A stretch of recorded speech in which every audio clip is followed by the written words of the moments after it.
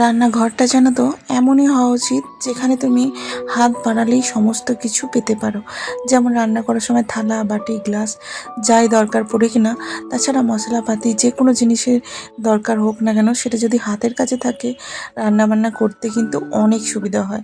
তেমনই আমি কিন্তু সমস্ত জিনিসপত্র এমনভাবে রেখেছি যাতে আমি রান্না করার সময় তাড়াতাড়ি করে আমি সব কিছু পেয়ে যাই। তবে এক একদিন সে হেরফেরও হয়ে যায়, তো ভালো করে আবারও নতুন করে গুছিয়ে রাখি যাতে আবারও হাতের কাছে সব কিছু পেতে পারি।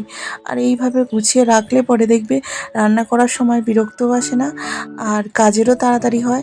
আমি যেহেতু দুজন বাচ্চাকে সামলাই, তো সেই কারণে কি বলতো, আমার সব কিছুতেই একটু তাড়াতাড়ি, এটা সেটা ওটা, একজন যাবে একজন আসবে, এরকম কাজের জন্য কিন্তু এরকমভাবে সেট আপ খুব জরুরি। তাই কি বলতো, সকাল করে সমস্ত জিনিসপত্র সঠিক জায়গায় গুছিয়ে রেখে দিলে সময়ও কিন্তু সব কিছু পাওয়া যায়।